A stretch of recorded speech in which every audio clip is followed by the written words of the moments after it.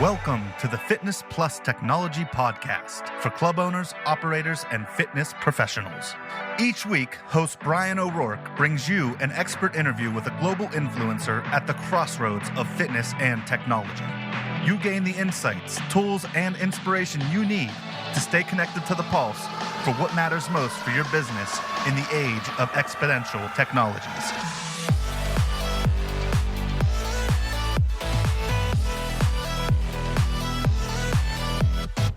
Welcome, listeners, and Happy New Year. I know I've been off for a number of weeks. I've been a little busy, but I'm very happy that you're joining me for today's podcast. Before I get into our interview with EK, the founder of REGYMEN Fitness and Covery, I wanted to give you a little update. Of course, we're all prepping up for URSA in Los Angeles in March, so I look forward to seeing you all there. And then FIBO right around the corner as well in April. And I can't wait to be there and at the European Health and Fitness Forum, where I'll be participating in the release of a new book with my colleagues from Europe. So be on the lookout for that. Of course, in my new role as CEO of Core Health and Fitness, I've had my hands full, but the good news is I have a number of new interviews coming out. So be on the lookout for those as well. So anyway, Happy New Year. I hope your year has started out wonderfully. And to start it off right, we're having an interview, as I mentioned, with EK, talking about recovery trends. And I really like the interview. Of course, he's my Louisiana brother, living right down the street in Baton Rouge. I am in California right now more than I am in Louisiana, but Edward and I share that heritage of Southeast Louisiana, and we're going to talk about recovery trends and his thoughts on the evolution of fitness into health. So without further ado, let's welcome EK. Well, listeners, hello and welcome again. As I told you, we have our guest, EK. And EK, you're right down the road from my main home in Mandeville, Louisiana, in Baton Rouge. Welcome. Appreciate you having me. Well, listen, we have a lot of mutual friends, and of course, I've followed your latest endeavor with recovery, and I know you're spending a lot of time and attention on recovery and those trends. Can you tell us, how did you get, started in this space? What interested you? What happened that got you so involved in recovery? It was a personal decision. After spending 15, 18 years on the road as a sales rep in the fitness industry, 200 plus nights a year, and, fueling myself with Adderall and Red Bull, but working out like crazy and doing what I was supposed to be doing. I just decided I needed better health. When I started REGYMEN Fitness, that was a very interesting 5 to 6 year climb. And my personal health dropped dramatically during that time. I wasn't working out like I should be, wasn't eating right, didn't have the energy levels, and it was just very, very eye-opening to me. So in 2019 at URSA, started to look at some of the recovery options. And fortunately, there was one good out of COVID for me, was all that downtime. It gave me ample opportunity to really take a deep dive and study this. And as somebody who's been in fitness and health, or health and fitness my entire life, it's been a dramatic swing. I don't know, it's because I'm a little older now, I'm 45, and it's not so much what we look like on the outside as the inside. So, you'll hear me talk a lot, Bryan, about vanity versus vitality. Yeah. For the early part of my career, it was definitely vanity driven. And now it's more about just optimization. So I got in this space ultimately because I wanted to share with other people the infinite opportunities to live longer and better. Yeah. And you see it generally speaking, right? I think, as we all know, our population is starting to age, skew to older. So I think, don't you agree that a lot of consumers in the marketplace are evolving their sense of what health and fitness is in that regard that you just described? We absolutely are. Again, I always on the podcast, I always hear people say COVID. I don't want to go on that, but I really think what happened in these last couple of years is people have realized that we function in a system where we operate in sick care.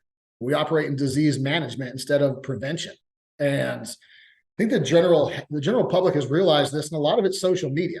Business now, and fortunately and unfortunately, does move at that speed of social media. So all that information that's out there, it causes people to question it and follow up. So I think even the younger generations now are realizing, hey, this is about my health. I need to sleep better. I need to eat better. I think we've been aware of the world that we live in, and our eyes have been opened a little bit. That, exercise, unfortunately, just isn't enough. And being a fitness guy, owning a fitness franchise, I wanted people in there 7 days a week. That was not the best thing to do for the consumer. I think we've realized that now. Yeah, I agree. So I know a little bit about the therapies. I'm sure some of our listeners do as well, but can you point out some of these therapies that you see as part of this kind of recovery trend? Pick out a couple of them that you find most interesting. When you're looking at recovery in general, you got to kind of break it up into medical and then non-medical segments almost. All right. So when I say medical, I'm not talking about going to a hospital or anything else. I'm talking about medical supervision and oversight. Right. To me, the top therapies in that right now are things like IV therapy. IV therapy, when you think about this, Bryan, on a very simple level, if you were to break a leg to have some type of an attack that you get in an ambulance, the first thing they're going to do for you is put an IV in you. It's the first step towards healing because we're all a little bit dehydrated. Then we look at things like peptides. Peptides are absolutely massive in the space right now. On a medical level, what's interesting is there's a great book out there. I think all the listeners should give a listen to, and it's the Tony Robbins. I'm sorry, I can't think of the name off the top of my head right now. It's the one he just came out with. But it's not Tony Robbins rah-rah. It's Tony Robbins, doctors and medical folks talking about things. And what's fascinating is one of the statistics there is only 7.5% of the investment in healthcare is going towards longevity. That's what's terrifying to me. So on the medical side, it's IVs, things like NAD, things like regenerative health. We're going to start to see a lot more stem cells, a lot more exosomes because they're more readily available. On the consumer side, I think the most important things we can do, and there's a meme that's out there, and it says we're basically houseplants with complicated emotions, and it's very true. We need light, we need energy, and we need oxygen. Gary Brecka is fantastic. He's a scientist that's out there that breaks it down very simple, and he likes to say the presence of oxygen is the absence of disease, and I believe that's very true. So on a consumer side of things, I think the top things people can do are contrast therapy, so the hot and cold going back and forth, which is great for immunity, it's great for skin, it's great for mental health overall. Whether it's cold plunge or cryo, you want that therapy. I also think light therapy is massive. Something like a red light therapy to stimulate that mitochondria, that skin health. And then the other is PEMF. PEMF is a therapy that not a lot of people out there are following, but the history of PEMF is it was created originally to fuse broken bones. But what PEMF does is it's like charging your cell phone every night, but it does it for your body and it does it for cellular health. So on a consumer aspect, things that affect your cellular health, because cellular health is life, are the most important modality. So I would say red light, contrast therapy, PEMF, and saunas and salts. Those are really important. And so with respect to these kind of therapies, I mean, I've seen, 24-hour, I've seen announced some things, not that, recently I've seen a few of their betas that include some of these offerings. Of course, we know Lifetime and their recent announcement on some of these integrations. We know what's coming up with Weight Watchers and other offerings that are starting to incorporate these different things. How are you seeing the market, on the fitness side integrate with these things? Do you see business models like Covery focusing on these things more? Do you see a combination of models offering these services? What do you see happening? I see a combination, and that combination is coming in the investment you want to put out there in call it risk management or risk mitigation when it comes to medical, because you have to be in line with it. Right. Right now, with fitness and recovery, the best term I can think of to describe it is it's batshit crazy. Everybody's wanting to throw a cold plunge in. Everybody's wanting to throw a sauna in. And, I can say this because I spent 20 years in the fitness industry and still in it. And people have heard me say this in other podcasts. We have a tendency to just throw a lot of junk in a room, that's right, build it, and they will come scenario, which is not the case. So what we're seeing, we're working with a lot of, we work with a lot of health clubs on a license type model where we kind of show them, hey, here's what you need to get. If you're going to get a cold plunge, don't just get one. If you get one cold plunge, you're setting yourself up for disappointment and risk because of that bad experience because it's too cold or not cold enough, right? Right. So when we talk to fitness places and the clubs, like we're doing a lot of work with Move Branch and Joe Tallman right now. They really understood the space, so they gave recovery its complete own separate area. Separate entrance. You can get to it from the club. You can get to it from the outside. Those things are critical. When we talk to the health clubs a lot, what we're saying is make the space purposeful. You've got to set this up so one therapy leads to another. It has to make sense. If I'm going to be doing cold therapy, I'm also going to want to be doing heated therapy. If I'm going to be doing light therapy, I'm also going to want to do something for mitochondrial health, again, like PEMF. In the fitness space, I think the most important thing for club owners to understand is education. I was on a panel with Mike Feeney a couple of months ago, and he continued to talk about education in this space. This is no different than personal training. It can be a value-added center. So club owners have to decide if they want this for profitability or if they want this for retention. The reality is, if you want profitability, you're going to have to educate it, and you're going to have to give a dedicated person to this space. And I don't want to ramble, but when we talk about like cold plunges, for example, you can't just throw a cold plunge in there. You have to have somebody next to them coaching them through. So I think what we're going to see, Bryan, in the next 3 to 5 years in this are recovery coaches coming out, just like personal trainers. I wouldn't be surprised to see it. In the brick and mortar, in the franchise world, that's where you're really getting into the merging of medical technologies and these recovery and optimization. Recovery is a misnomer. People have heard me speak about that before. We're not talking about recovery. The general public hears recovery and they think Malibu passages, things like that. Right. It's not going. Right. It's really about optimization more than anything else. So like in the spaces we're doing with Covery, we have everything from aesthetics to athletic recovery to wellness to optimization. And the reason we do that is I talk a lot about vanity versus vitality. The reality is vitality is ultra important. Sometimes, just like fitness, the only way you're going to get them in through that door is to say, hey, you're going to look better if you do this, right? Yeah. If you look better, you feel better, you produce better. Right. The future is infinite for this space. The technology that's coming out, you've got guys like, Tony Robbins, Grant Cardone, Jeff Bezos. You've got these guys pumping literally hundreds of millions of dollars into this space right now.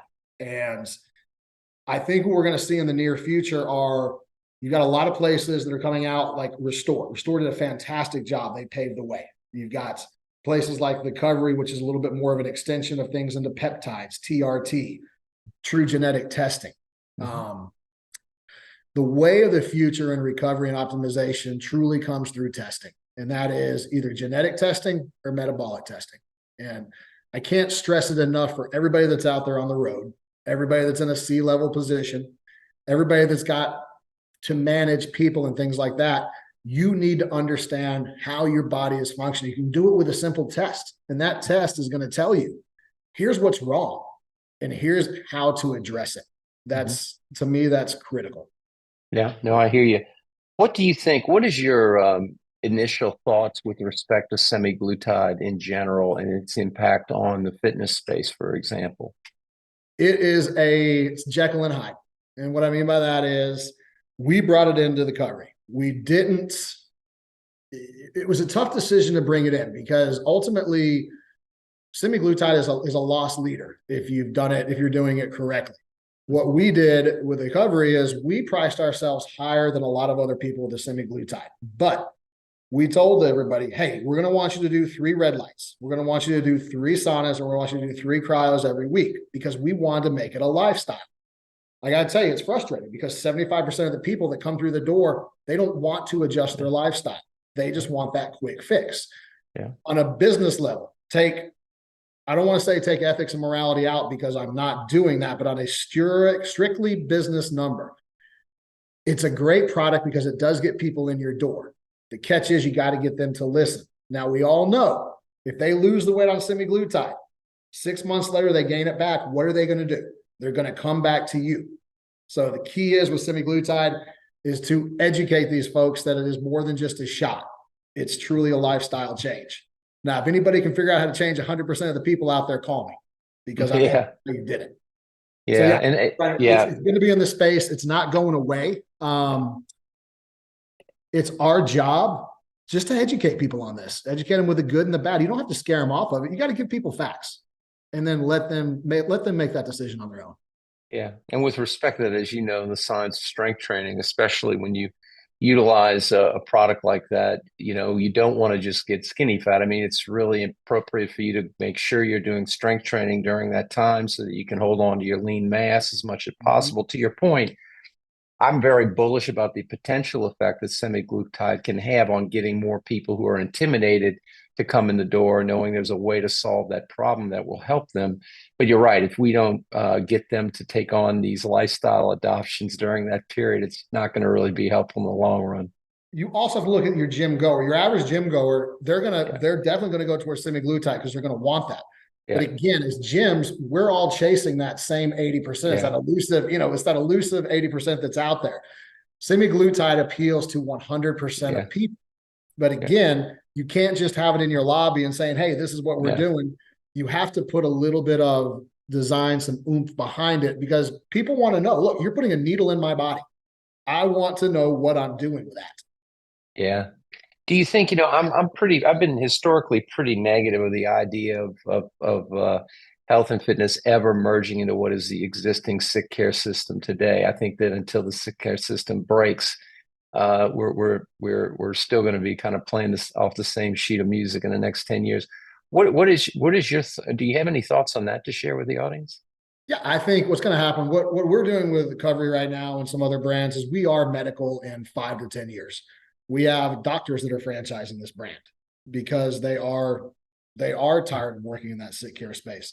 I think what you're going to see done right is a merging of the fitness world and this somewhat medical wellness space. Ultimately, in a perfect world, if you have a 5,000 square foot building, I know I'm saying small, but you'd have about 2,500 square feet of your fitness on one side. And on the other side, you've got a couple of recovery modalities. You've got your recovery coaches, you've got your people that are wearing the auras and whoops, in the perfect merge. And we tried to do it with Regimen and Covery, Bryan, was have everybody wear a whoop or an aura. When they come into that workout, if they're at a 50 to 100 on recovery, as that coach, you want to point to them and say, hey, get the hell out of here. Or you're just going to work out today at 70%. We're going to do more of an active recovery, right? Right. So I think that the idea to this is in the fitness world in the future is going to be having smart modalities that are close to your consumer and also having that medical component. And to have that medical component, the fitness world has to get over, I have to pay a little bit more for this talent. But your return on investment and the longer, you're going to keep members so much longer. There's a real stickiness to recovery in that aspect of when I personal trained, which I did for about 15 years, at the end of every workout, when you're trying to show somebody, what they want and trying to get them to buy in, at the end of every workout, if it was a guy, it was always, chest press mixed with some tricep push down so they could feel it, right? Because you had to make them feel it. Nobody ever really left that first workout. I was like, damn it, my world has changed. I feel amazing. When you're in a set of compression boots or you're in a dry float or you come out of a cryo, it's that instant impact. And I think that's going to be crucial for fitness consumers and the fitness industry to understand. I want that instant impact the second I give this person the tour. And that's where I think recovery is going to play. Right. Listen, I always ask, and by the way, thanks for joining us today and sharing your insights here with the trends in recovery. I always try to ask our guests a couple questions. I didn't bring this up in the pre-interview, but given your entrepreneurial journey with these two concepts you worked on in the recent past and now more currently the Covery, what advice do you have for people in the industry space today that you would suggest they keep top of mind, and as far as their careers, as far as the future, as far as any entrepreneurial opportunities go? I'd say that you definitely have to stay driven and focused. And it's interesting. You have to have the memory of a goldfish, but you also have to have the memory of an elephant at the same time. You have to remember what you really need to focus on. I would say for me, there were a lot of no's along the way and a lot of that'll never work. And, I just kind of had that mindset of, okay, that's the way you see things from your level of perspective. Here's how I see them. And I just kept moving forward. You've got to find your tribe. I don't know who the saying came from that no man is an island. Never understood what that meant until recently. And I know, Bryan, you fully understand that with everything that you have going on. The most important thing I can say to people is you do have to work. And what I mean by that is you have got to work. If you've got a dream, you've got to go for it. But at the same time, you've got to make sure you're supported enough to get through those failures. I talk a lot about the last couple of years. We've had a lot of wins. And sometimes we don't stop to look at those wins, because as soon as you win, you're on to that next thing. I think the most important thing to do is when you get to a point that you feel like you have a win, is you have to completely refocus that goal. You have to say, okay, I've gotten here. The top's where I thought I wanted to be, but the top's only a smidgen of where I want to be. Yeah. You got to build your team, and then you've got to treat your team properly. You've got to listen to input. You got to listen to ideas. You just can't take anything personally. You really have to take that shift of, hey, this person didn't like my idea. That's cool. I'm not going to spend time explaining to them why I think it's 100% accurate. You got to move on to the next and then go. Bryan, it's always been good and bad feedback. People have always said to me, man, you got too many irons in the fire. You got this going on. You got that going on. I'm so appreciative that I did all of that, because it now helps me understand, find that one thing that you really want to focus on, and come hell or high water, do it.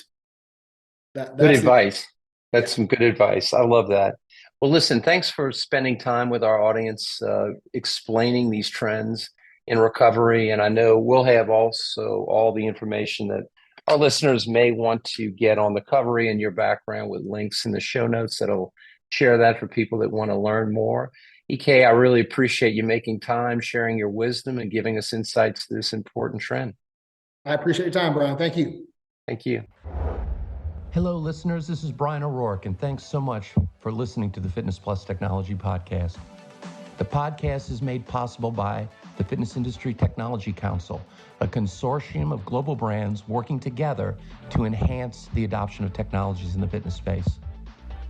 Our company, Videri Ventures, which is invested in Vertimax, Montezuma, Gold's Gym, Houston, Texas, and Fitness 24/7 Thailand, also underwrites the podcast, along with our service companies, Integris Advisors, Moon Mission Media, and others. Please feel free to share this podcast with your colleagues. And if I can be of any assistance to you, don't hesitate to reach out, bryanko'rourke@gmail.com, or find me on any of the major social networks. Have a great day, and thanks for listening.